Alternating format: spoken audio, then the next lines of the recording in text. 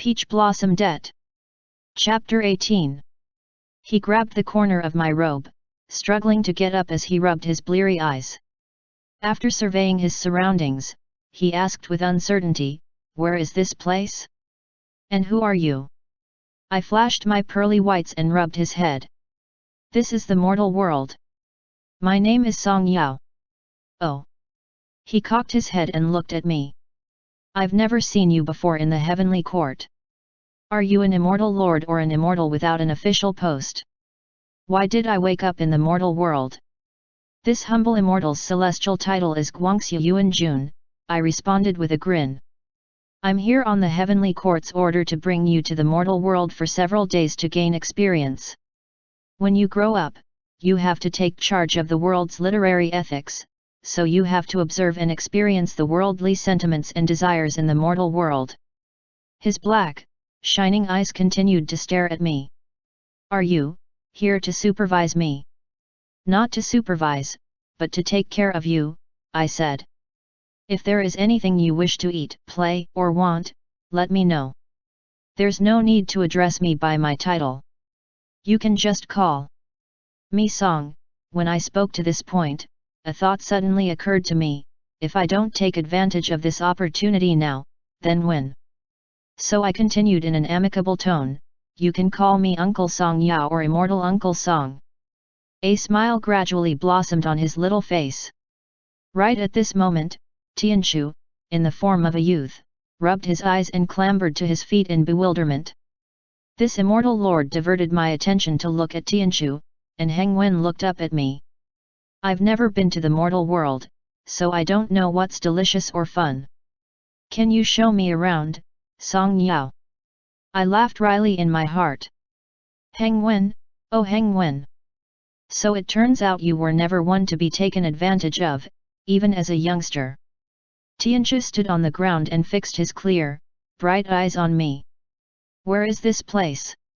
And who are you both?" "You both?" It then dawned on me that Tianchu was born way earlier than Heng Wen.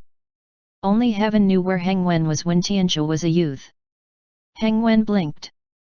Pointing at Tianchu, he looked up at me and asked, "Who is he?" I was still hesitating over my words when Tianchu answered in a childlike voice, "I am Tianchu of the Baidu Star Palace. I have never seen either of you in the heavenly court before. Are you both immortals or immortal lords?" "Oh, no," I inwardly bemoaned to myself. As expected, Heng Wen's face scrunched into a frown. "Tianchu? Tianchu Xing Jun is clearly." I hurriedly covered Heng Wen's mouth and pulled him to my side. I turned around and bent down to whisper into his ear, "Something happened to Tianchu Xing Jun in heaven. He's somewhat similar to you. The heavenly court conferred him the name Tianchu and had me bring the both of you down to experience the mortal world. You'll know why in a few days. Don't say too much for now, all right?" Heng Wen blinked his eyes and scrunched up his nose. Quietly, he whispered back, "All right, but don't watch me as closely as you do him these days." Solemnly, I acquiesced. "For sure." I let go of Heng Wen, and sure enough, he stood obediently by my side and said nothing further. To Tianchu, I said, "My name is Song Yao. My humble title, as bestowed by the Jade Emperor, is Guangxia Yuan Jun. I'm acting on his orders to bring you and this immortal, Heng Wen, to experience the mortal world. You'll know why after returning to the heavenly court in a few days' time. For the time being, you'll remain in the mortal world with me." The present Tianchu did not have the frosty, awe-inspiring aura of an immortal, all he had was an air of juvenile innocence. Furthermore, he was much easier to fool than young Heng Wen, who merely nodded his head obediently, believing whatever I said. Heng Wen had been raised by the Jade Emperor ever since he was a child, and it was only when he was 300 years old that he had been granted the title of Qingjun and placed in charge of Wenxi Hall. Tianchu, on the other hand, had been born Tianchu Xingjun, the most honorable of all in the Baidu Palace. I had not expected this younger Tianchu to be so easily coaxed. Nor could I imagine how such a sweet-tempered youngster would grow up to become the cold and aloof Tianchu. Little Tianzhu looked at me with his clear, bright eyes. Please guide me along these few days in the mortal world. I smiled affably, so much that my face was about to cramp. Heng Wen was all grins as he ran over to Tianzhu and took his arm. My name is Heng Wen. Can I call you Tianzhu? Is it also your first time coming to the mortal world? Tianzhu nodded. Heng Wen continued, do you live in Baidu Palace? After we return to the heavenly court, I'll go over and play with you. Sure, Tianzhu answered happily. This old shell of an immortal lord squatted on the side and watched young Heng Wen and young Tianzhu standing together hand in hand, finding it as surreal as Donghua Dijun performing a water sleeve dance right before my eyes. After a while, I warned Heng Wen and Tianzhu not to reveal any traces of their immortality before the mortals, even as I prepared to find a city where we could wait for the heavenly envoys to arrive. When that happened, Tianzhu would go into his next reincarnation, Heng Wen would continue being Qing Jun, and I would head up to the immortal execution terrace. Just as the clouds were about to rise, Heng Wen suddenly turned his head and looked at the undergrowth overgrown with weeds at his side. What's that? I followed his gaze. There, amidst the undergrowth, lay a white bundle, the fox. I was so focused on Heng Wen and Tianzhu that I had overlooked the fox. It had woken up when Bihua was treating its wounds, but could not move then. It had probably struggled to leave while my attention was on Tianzhu and Heng Wen, but it could not even shift a few steps given its injuries, so it simply lay flat on the ground. Heng Wen ran over and squatted down to brush aside the long grass. A white fox? How did it get injured? He reached out to stroke the fox's back.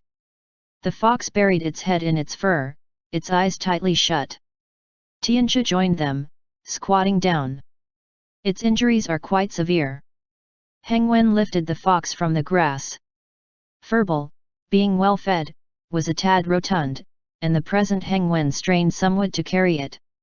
As he held it, he said, "Be good, all right? I'll take you to get your wounds treated." The fox rested its head against Heng Wen's little shoulder. Slowly, drops of tears welled from its shut eyes. I looked at Furball and heaved a long, long sigh. Young Master's song, are these two little young masters my neighbor, third Granny Huang, stood at the entrance to this immortal lord's small courtyard, staring fixedly at the children behind me. I laughed dryly without answering. Third Granny Huang was the wife of Third Grandpa Huang, the physician who lived next door to the small courtyard I had just purchased. I had just brought Tianzhu and Heng Wen to this city, and since it was not very safe or convenient to live in an inn with two youngsters in tow, I had bought a small courtyard. Having splurged a large sum of silver, the unscrupulous merchant who sold me the house acted swiftly and commandeered dozens of people in and out of the residence. In half a day, the little courtyard was thoroughly cleaned up. Brand new tables, chairs, and beds were all in place, while the beds in the side chambers had been laid out with new, clean bedding. A new, pristine tea set sat on the table, complete with a fresh brew of jasmine tea in the pot. The crowd then withdrew, their jobs done, leaving behind only a female cook, a young servant, and two maidservants to attend to us for the time being. I had just been about to close the courtyard doors when an old lady leaned in partially through the frame, and started a conversation with me after exchanging introductions. Third Granny Wang's old but bright eyes had livened up when they landed on Heng Wen and Tianzhu. Seeing as I did not answer, Third Granny Huang continued to wonder with great astonishment, "Young Master's song, you're so young. How could you have two sons this big?" "This humble one married early," I answered. Third Granny Huang clicked her tongue. "Young Master's song, your wife can really give birth." The two little young masters look really, she stared fixedly at Heng Wen and Tianzhu, sizing them up and down. This little young master is really such a looker. My old self can't even begin to draw an analogy for his looks. That other little young master is also so delicately handsome. Tisk, tisk. Given how good-looking the two young masters are, your wife must be a beauty far more ravishing than Xi Shi and Diao Chan of the four great beauties. This old one has not seen your wife yet. The madam, she's dead, I answered, slowly. Third Granny Huang was stunned, then she sighed in lamentation. That evening, she sent over 10 freshly steamed buns and a pot of steamed vegetables. The young Tianchu and Heng Wen had never seen steamed buns before. When the maidservant carried those steamed buns over to the table during dinner time, Tianchu and Heng Wen sat at the table and stared at the novel fare with 2 pairs of astounded eyes. When the maidservant left, Tianchu put on a contemplative look without making any move, while Heng Wen picked up his chopsticks and reached out to poke one of them. "They're soft," he remarked with a face full of curiosity, then he placed the chopsticks in his mouth to taste them. He frowned. "There's no taste." Tianchu scrutinized the steamed buns, then Heng Wen. Following suit, he raised his chopsticks and poked gingerly at a bun. Heng Wen bit down on his chopsticks and asked me, what is this thing?" "This is called a steamed bun," I answered with a serious countenance. Heng Wen blinked his eyes. "Oh," Tianchu piped up in sudden understanding. "So this is a steamed bun. Taiyin Xingjun once told me there's a kind of food called the steamed bun in the mortal world. It comes in large and small sizes. Then there's another kind that's even smaller than steamed buns, called the stuffed dumplings. So this is a steamed bun." I initially wanted to say that steamed buns and dumplings were actually very different. One was steamed, the other boiled, and then there was another kind that was made in bamboo steamers. But those 2 little silly faces were looking up at me, and I feared they would dwell on this topic until tomorrow, so I simply gave a perfunctory answer. That's right. This kind is the big steamed bun. The small ones are for breakfast. Then there are the dumplings. You will see them in the future." I picked up a steamed bun and took a bite, then chewed and swallowed. "This is how you eat it. The skin on the outside is flavorless, but there's filling inside." Heng Wen immediately reached out for the steamed bun he had poked earlier, while Tianchu gently took one and set it down on his plate. Holding the bun in his hand, Heng Wen pinched it and looked at it left and right. "But won't it be inelegant to eat it the way you did just now?" I could only answer, "No. As they say, do as the natives do when you are in a foreign land, and this is how you eat this in the mortal world." Heng Wen lifted the steamed bun to his eyes and looked at it repeatedly, then he nodded and took a bite, after which he held it before his eyes again for a look. Swallowing, he announced, "There's indeed filling in it." Then he simply broke the steamed bun apart and pushed the skin aside with his chopsticks to take a closer look. Choosing a spot with filling, he took a bite. "Delicious," he declared with a beam. Tianchu picked up his and ate it daintily, one small mouthful at a time. He had grown up with Heng Wen in the heavenly court ever since they were young, and even when lifting and biting into the bun, he did so with poise and elegance. Tianchu ate one, picked up a few handfuls of steamed vegetables with his chopsticks, had a small bowl of porridge, and that concluded his meal. Heng Wen, on the other hand, ate one, blinked, then took another one. Although he ate with refined manners, he was fast, and he had only just finished the second bun when he took the third one. By the time he was starting on his fourth, this immortal lord grew worried that he would become bloated, and when he reached for the fifth one, I intercepted his hand to stop him. "Overeat, and you'll get too bloated. Let's see how it goes tomorrow." Heng Wen retracted his hand with a look of reluctance. "All right."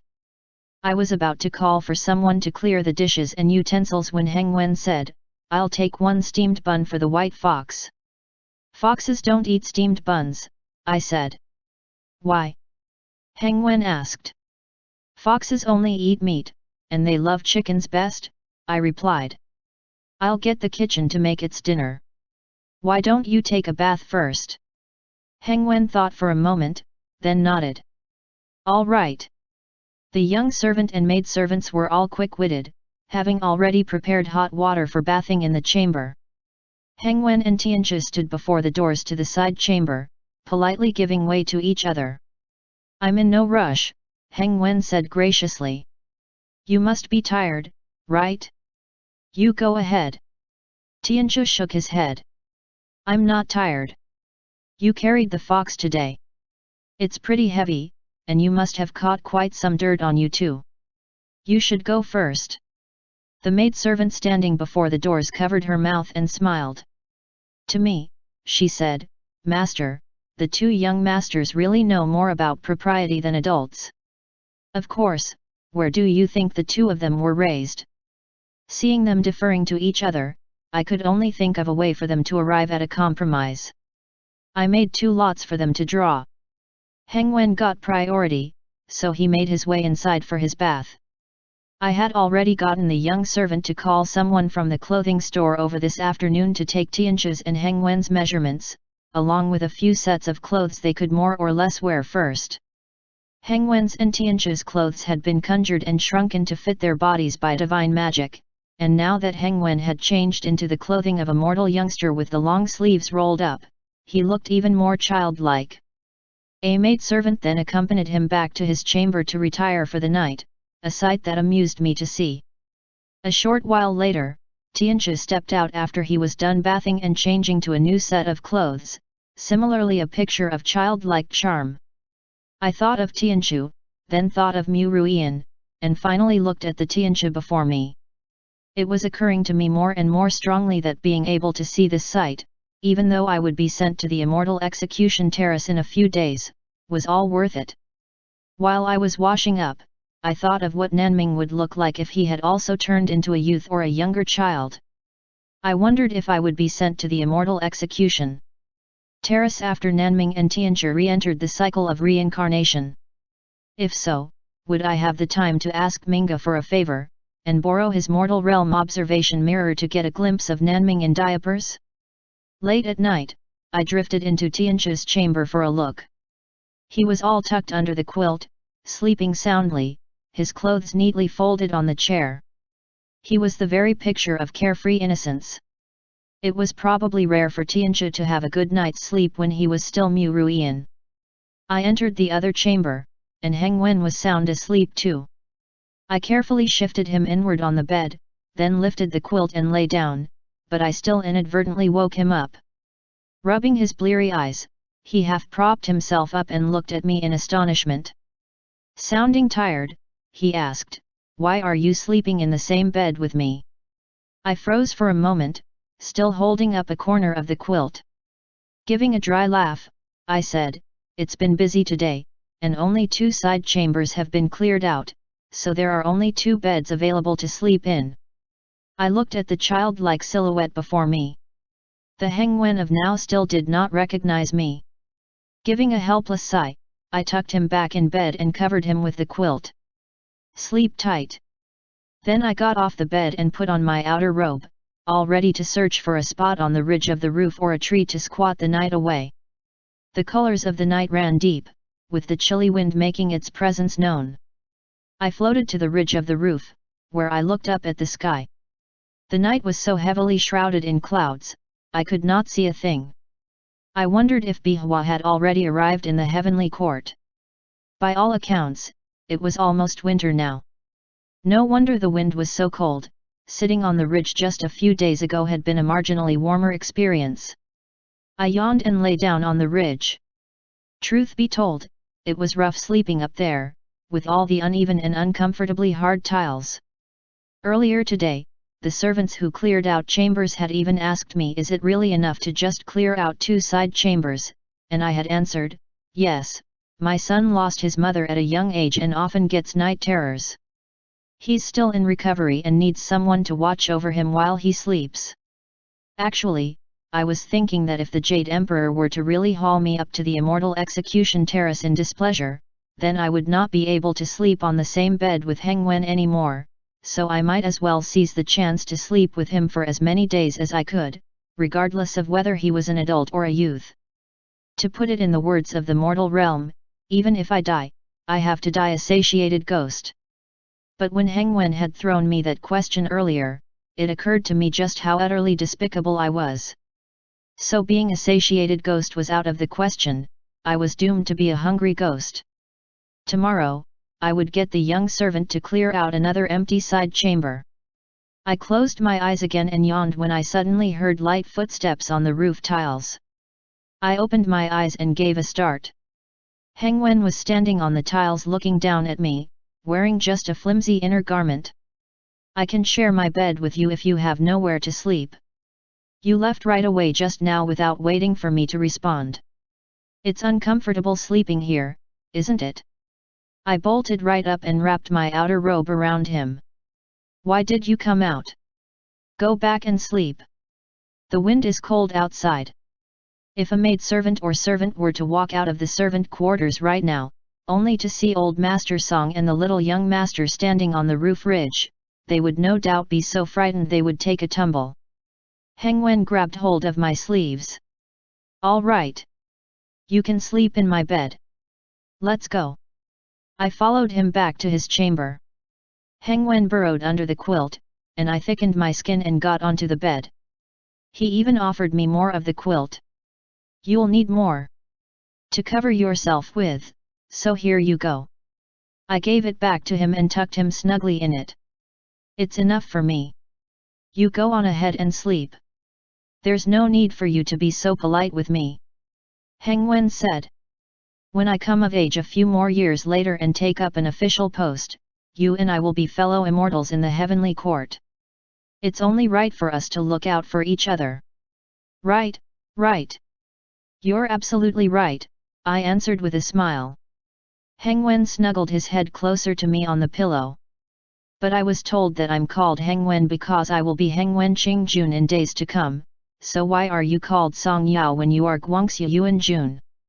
That's because I was originally a mortal who unwittingly ascended to immortality, I explained.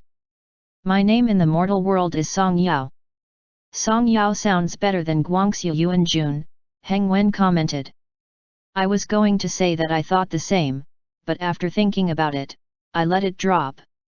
I was already about to be sent to the immortal execution terrace, and I would only be adding fuel to the fire if the heavenly court were to hear me casting aspersions on the title bestowed upon me at this perilous juncture. Who knows?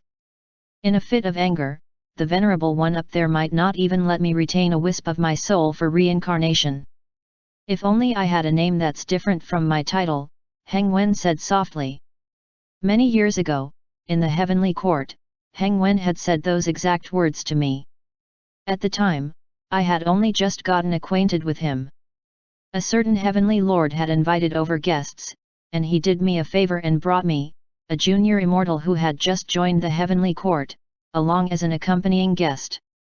I was still not on familiar terms with the other immortals, but I had a great time drinking to my heart's content, and we enjoyed ourselves till we were tipsy, tottering unsteadily as we each searched for spots to lie down and sober up. Heng Wen pillowed his head on a blue stone and reclined by the heavenly river, where the merge of waves and mists flowed in an expanse so vast, there seemed to be no end. He suddenly said to me, I'd like to take on a mortal name too, but is there anything that would suit me? I gushed on and on about the art of naming, from choosing the given name at birth to picking the courtesy name after coming of age, and of selecting a name based on the classics, and of deciding a courtesy name after the virtues one hoped to emulate. There were lots of rules. Once I was done with my little speech, I had said with an embarrassed smile, of course, challenges like quoting from the classics would not be a problem at all to Heng Wen Qing Jun. No need for such complications, Heng Wen said with a smile. Just one that's similar to yours with 2 characters, catchy, and easy to pronounce. In truth, it had not been easy coming up with my name. I had heard tell that my old man had called together scores of retainers and invited several renowned erudite scholars from the Hanlin Academy to put their heads together. They had discussed it for several days before a name was finally decided. But I had always been a modest one, so naturally, I would not flaunt this particular story of my birth. I merely said, slowly, the surname comes first, then the name. My surname comes from my old man. Qing Jun, what surname would you like to take on? Heng Wen Qing Jun had gazed at the waters of the heavenly river and fell silent for a moment. Ahem, I guess you can just help me pick one from the mortal world. After some consideration, I said, the Jade Emperor's surname as immortal seemed to be Li, as was Lao Jun's. Looks like Li is the surname of immortals, so why not take Li as your surname too? Heng Wen waved his fan. No, no. It's meaningless if it's all the same. So I asked, in that case, do you want a more common surname or a rare one? A common one is fine, Heng Wen answered. So I said, Wang, Zhang, Li, Zhao, and Wu are the most common names in the mortal world. You aren't keen on Li, so that's left us with Wang, Zhang, Zhao, Wu. The other day, when you introduced yourself to me, Heng Wen suddenly said, you said that your surname is Song from Qi, Chu, Yan, Zhao, Han, Wei, Song. There seems to be a Zhao too among these states' names. He then tapped his fan on his palm and made up his mind. In that case, I'll take the surname Zhao. I had still been drunk then, and when the wind blew against me, I, overcome with intoxication and emotion, blurted, Zhao Heng, what do you think of this name? Heng Wen had nodded with a smile. Excellent. Zhao Heng it is then. The past from several thousand years ago seemed to be right before my eyes. I turned to my side on the bed and asked little Heng Wen, what kind of name do you want? For a moment, he did not make a sound, as if he was thinking about it. Then he said, more or less similar to your name. Easy to pronounce. I made a show of thinking about it before saying, Zhao Heng. Do you like this name? Heng Wen nodded his head so hard that the quilt shook in tandem. He said in delight, all right, this name it is then. I looked at how delighted he was, but I could not say what I felt like deep down. Zhao Heng, Zhao Heng, Heng Wen was still joyfully reciting the name. I tucked the quilt around him again. You should sleep. You've just arrived in the mortal world, you need to rest and keep yourself in top form. Heng Wen nodded again and turned inward. When I woke the next morning, Heng Wen was leaning against my shoulder, sleeping sweetly. I reached out, wanting to hug him, but fearing my touch may wake him, I shrank my hand back. As of today, I had no more excuses to sleep in this bed. Yesterday was probably the last night, and the thought of it made me duly melancholic. Just then, Heng Wen woke up. Rubbing his eyes and yawning, he got up and very naturally let me attend to him as he got dressed. He then tugged at the corner of my robe. Thank you for the name last night. It's no big deal, I answered with a straight face. Consider it my thanks for letting me sleep here. Heng Wen blinked at me and made a sound of acknowledgement, along with a smile. During breakfast, Heng Wen stuffed 3 steamed buns into his tummy once again. This seemed to stimulate Tianchu's appetite, and he ate 2 for himself. I was overjoyed. After breakfast, I rose to my feet and was about to head off somewhere for a stroll when Tianchu suddenly asked, Yuan Jun said that the heavenly court wanted us to gain experience in the mortal world. Is there any learning topic today? This question stumped me. Right. This was not an easy lie to cover up. For a time, I was at a loss what to do, so I could only say, as we have only just arrived in the city yesterday, we are still not too familiar with the mortal world, so we should use these 2 days to get acquainted with it. Let's discuss this again in 3 days. Tianchu and Heng Wen nodded solemnly, and that was how I managed to stall the issue. Before noontime, I took Tianchu and Heng Wen to the marketplace for a stroll, experiencing for ourselves the stores, itinerant peddlers, street vendor stalls, and the pedestrians coming and going. It's great here in the mortal world, Heng Wen remarked. It's far livelier than the heavenly court. But I heard that everyone in the mortal world wants to be an immortal, Tianchu said. If the mortal world is so good, why do they still want to be immortals? I could only answer in all seriousness, therein lies a mystery of the universe. You need to contemplate it on your own. Tianchu cast a respectful glance at me, probably thinking this immortal lord's words to be exceptionally sagely and befitting of an immortal. Tianchu and Heng Wen were both conspicuous, and I was all the more conspicuous, leading them through the market. It might have been a special occasion today, as the marketplace was thronged with plenty of simply dressed married women from poor households and pretty girls of humble births. Every one of them moved to the side of the road and stared incessantly at Tianchu and Heng Wen. Tianchu, uncomfortable with the staring, tightened his grip on my hand. Heng Wen, on the other hand, was totally unconcerned as his eyes roamed all over. Meanwhile, I felt awkward. The sides of the street were lined with gaily decorated buildings, quite a number of which were entertainment and pleasure quarters where beautiful women stood against the railings. Had this immortal lord been alone taking a stroll with just a folding fan in hand, I might have made a pass or two at them. But at present, I was laden with 2 tag-alongs in tow, so I could only dream of romance as I bulldozed through the marketplace, feeling envious with nothing to show for it. I was sighing when I noticed Tianchu walking and staring at the roadside at the same time. I stopped in my tracks, and followed his gaze to see a stall display of steaming hot cakes fresh from the bamboo steamers. Tianchu seemed to be a little embarrassed when he realized he had been caught, and he turned his head away from the stall. From the looks of it, Tianchu had never been one to voice out whatever was on his mind even as a youngster. "Both of you have never tried the cakes this stall is selling, right? Want to try them?" I asked. Tianchu looked back at me and nodded.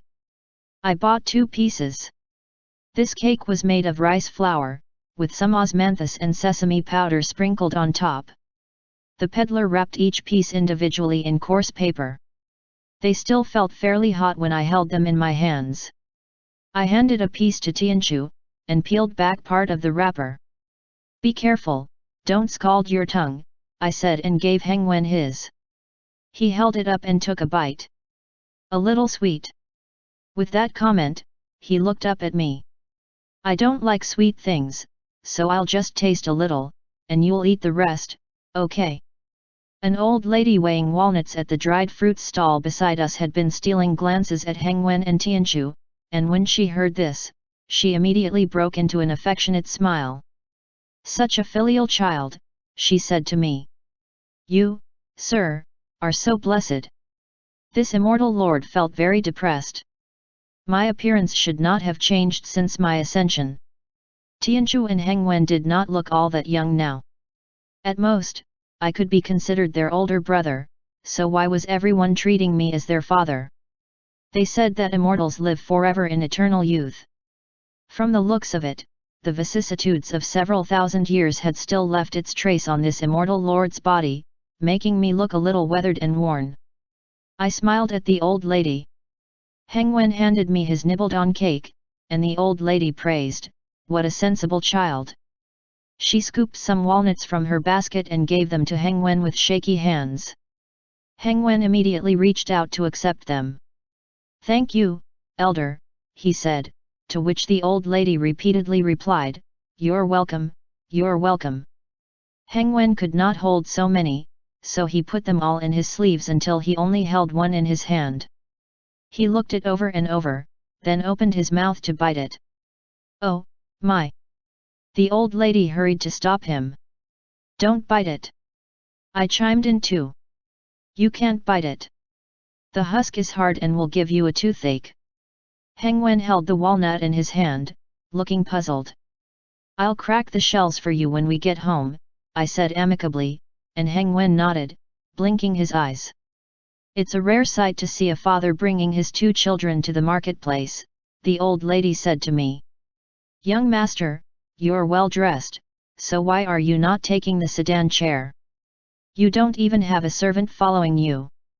"We just moved here," I said, "so we came to the marketplace for a look." "Is your esteemed wife at home?" the old lady asked. "No longer in this world," I said with a wry laugh. A group of people around us were listening with their ears perked up. On hearing this, every one of them sighed. The old lady sighed the hardest, and filled Tianchu's sleeve full of peanuts. Tianchu said his thanks politely. I dragged him and Heng Wen out of the crowd. Even a few steps away, I could still hear the old lady's sympathetic sighs. "What is an esteemed wife?" Heng Wen asked me. Why are there people giving us food the moment you say you don't have one? This immortal lord said with a wooden expression, they are asking about my wife. In the mortal world, a man has to marry a woman to be his wife. Realization dawned on Heng Wen, oh, so when you said you don't have a wife, they all sympathize with you. But why would they give us food? I coughed. Well. Nibbling on his hot cake, Tianzhi said, is it because they find you more pitiable having to take care of us without a wife, so they help you take care of us? As expected of a young Tianzhi.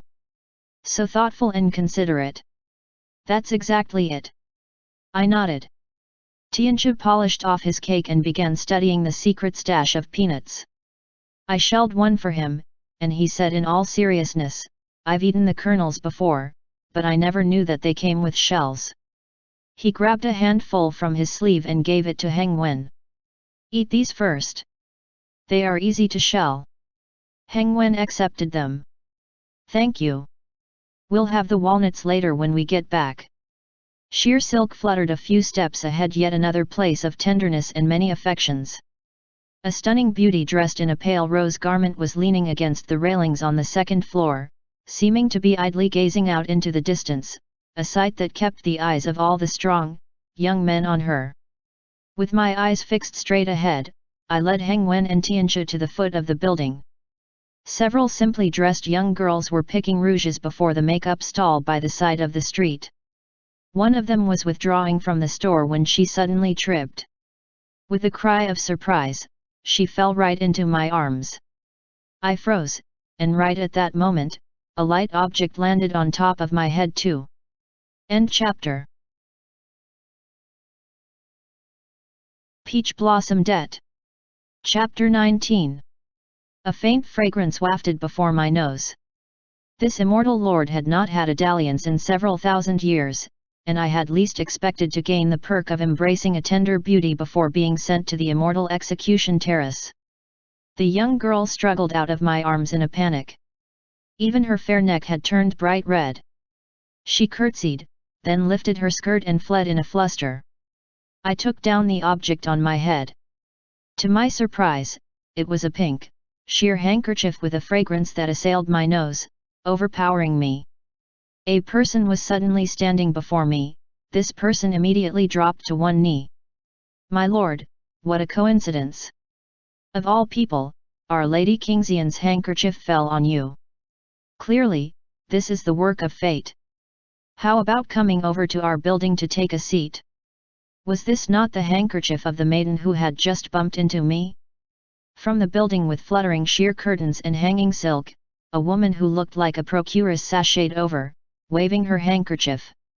My lord, you picked up Kingxian's handkerchief, so she had this old one come out to welcome you and invite you in for a cup of tea to convey her thanks.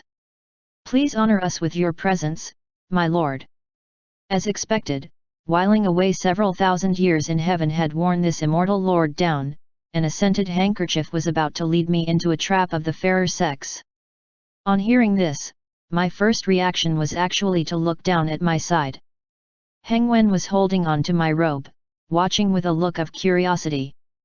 Tianzhi was also looking around with a perplexed expression. I coughed once and answered with a dry laugh, I have my sons with me, so it's really inconvenient today. Thank you to the young lady for her kind intentions. Madam, please return this handkerchief to the lady. I'll come again for a visit should I have the time in the future. The procuress covered her mouth and said with a laugh, My lord, you are really a prudent man. It just so happened that fate has come knocking today, and besides, it's just a cup of tea. The two young masters are also of an age where they should be aware of the ways of the world and the facts of life. Coincidentally, there's one among my girls who is of similar age to the young masters. She can play with them. Then you can grace us with your presence, go in for a cup of tea and a song to fulfill the wish of that girl of mine to convey her thanks. The curiosity on Heng Wen's face was deepening. My cold sweat trickled down relentlessly.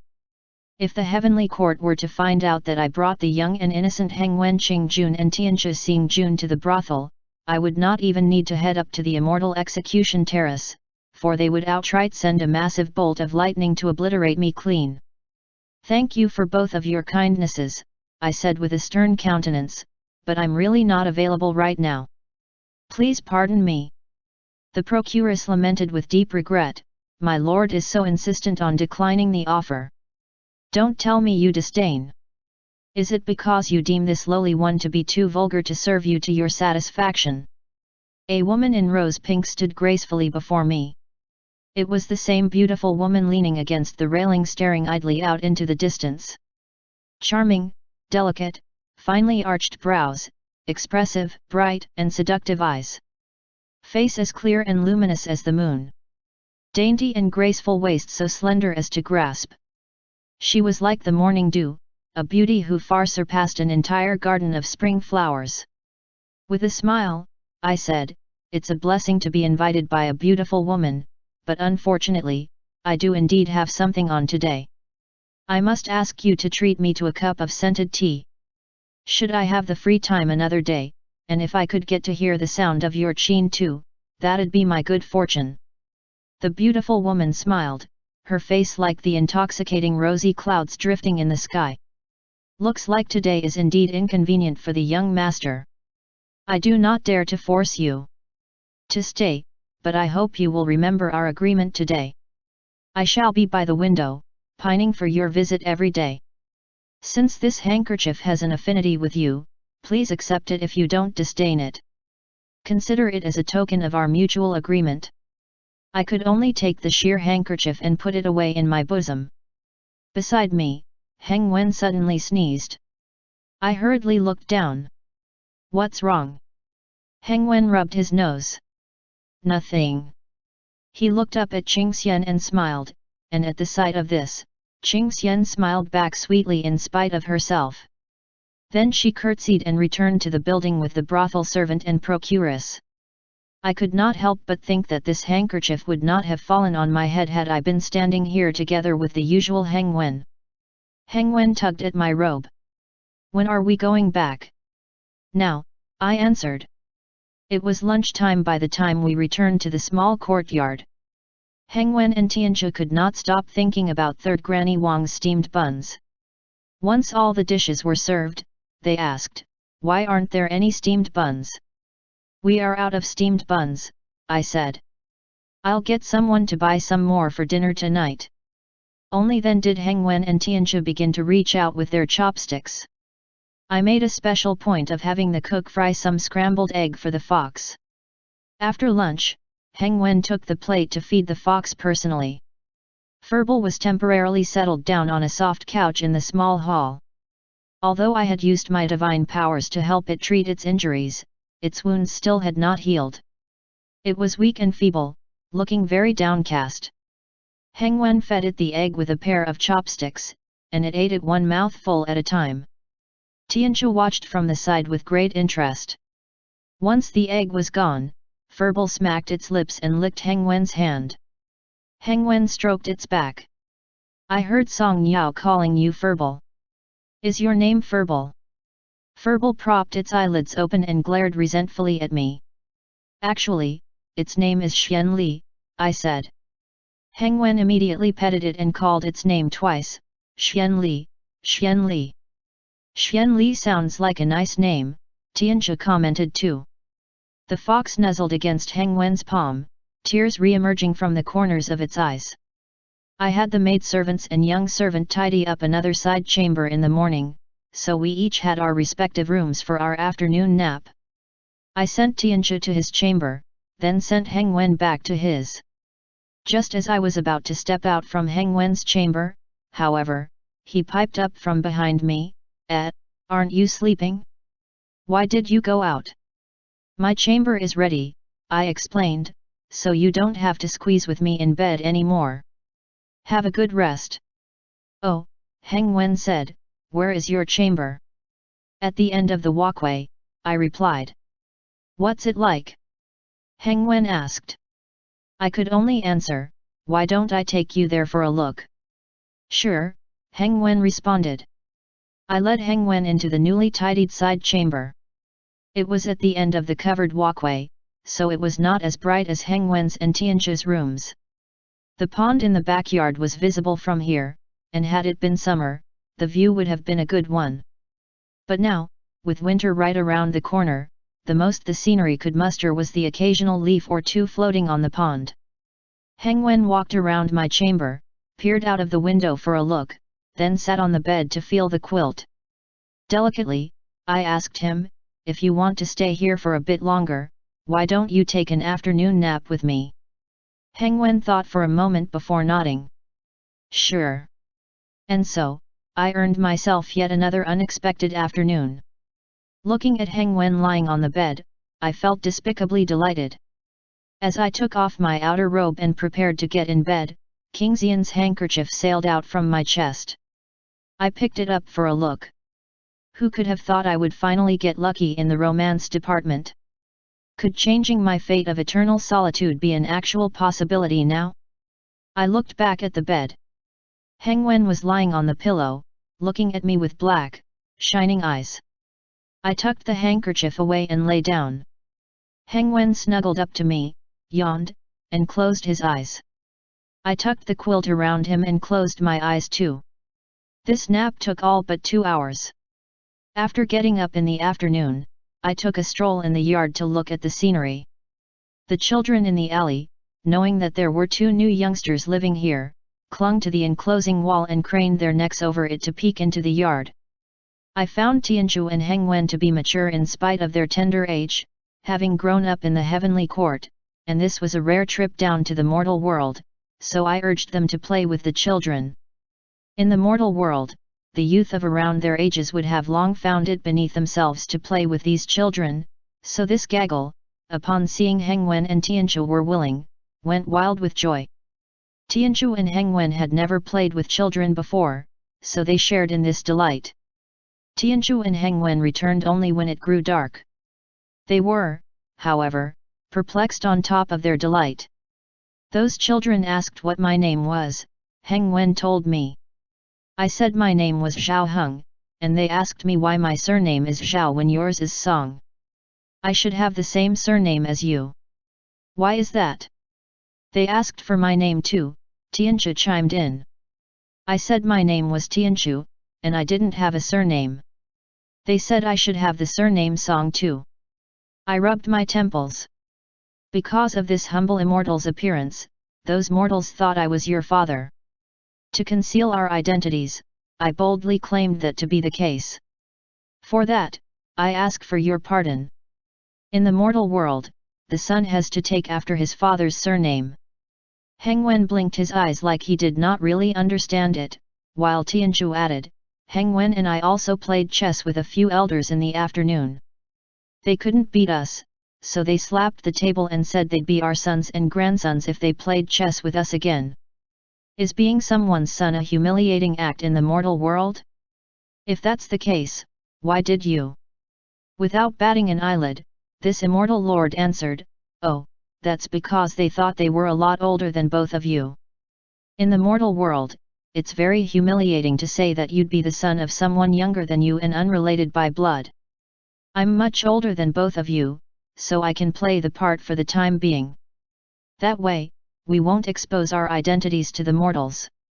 Tianchu had always been very easy to coax, and as expected, he looked pensive after hearing these words.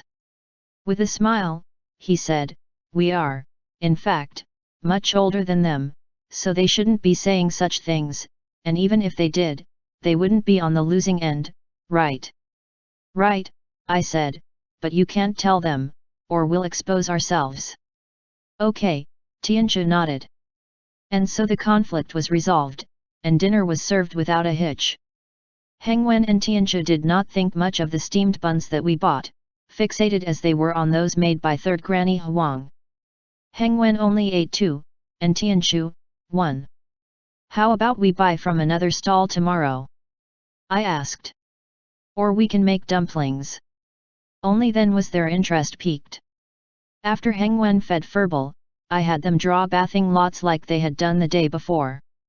Today, Tianchu drew first dibs, and after he was done bathing, he returned to his chamber as Heng Wen started his turn. After my own turn, I went over to Tianqi's chamber for a look. He was already sound asleep. I then went to Heng Wen's chamber, but he was nowhere to be seen. The little young master has gone to your room, a maidservant told me. I returned to my chamber, and sure enough, Heng Wen was sitting on the bed, folding a piece of paper. He looked up at me and smiled, and for the briefest flicker of an instant, my eyes played tricks on me under the light. I thought I had been looking at the full-grown Heng Wen, smiling at me from the bed. I walked in. Why aren't you going back to your room? It's getting late. I took a nap at noon today, so I don't really feel like sleeping at night, Heng Wen explained. Tianqi wouldn't play with me, as he has already gone to bed, so here I am. I sat at the table. But there's nothing fun to do at night. You should go to bed. Song Yao, after our learning experience in the mortal world, will you return to the heavenly court with us? Heng Wen asked. Of course. Of course, we'll return together. Heck, the immortal execution terrace is probably even waiting for me right now. If the heavenly court lets me, I replied ambiguously. Heng Wen immediately smiled. That's great. After I return to the heavenly court, I'll continue to seek you out for some fun. I nodded. Sure. Sitting on the bed, Heng Wen waved the sheet of paper he'd been creasing, a sight that resembled the fully grown Heng Wen when he shook his fan. My heart fluttered again. Heng Wen yawned, and I could not help but ask, will you still be sleeping here tonight? Sure, Heng Wen said. It's a hassle to return to my room. I put out the light, then lay on the bed and pulled up the quilt. Heng Wen snuggled up against me. I lay there with my eyes open, thinking of the past and nursing that twinge of regret. If only I had known it would come to this. Even if I had known, nothing would change. Having earned all these thousands of years for myself, I should actually be content. But still, I thought to myself, if only the one lying beside me now were the usual Heng Wen. If only the one lying beside me now were the usual Heng Wen. I had only these few days left in the mortal world. Sorrow welled in my heart, and I felt as despondent as if I were reciting mournful poems and tragic verses again. A sudden impulse seized me. I propped myself up, leaned over to my side, and kissed him. Heng Wen was sleeping soundly, but he muttered an mn and unexpectedly grabbed onto my clothing. My surge of emotions hit boiling point. I reached out to embrace him and sought out his lips. He compliantly parted them, his soft tongue entangling with mine in response. I held him tighter. I gave a start, suddenly regaining my senses. I hurriedly released my hold, sat up, and gave myself a slap. Song Yao, you beast! You wouldn't even spare a youth. You're even worse than an animal. Oh, Jade Emperor, how could I have done such a deed? I stumbled over to the table and downed a mouthful of cold tea. Heng Wen, even if he was Heng Wen, was merely just a youngster. I downed another mouthful and looked over at the bleak color of the night seeping through the window paper. There were only these few days left, but Heng Wen was still a youngster who could not recognize Song Yao for what he was. I let loose a long, dejected sigh. Even if there were only these few days left, we could not continue sleeping like this anymore. End chapter.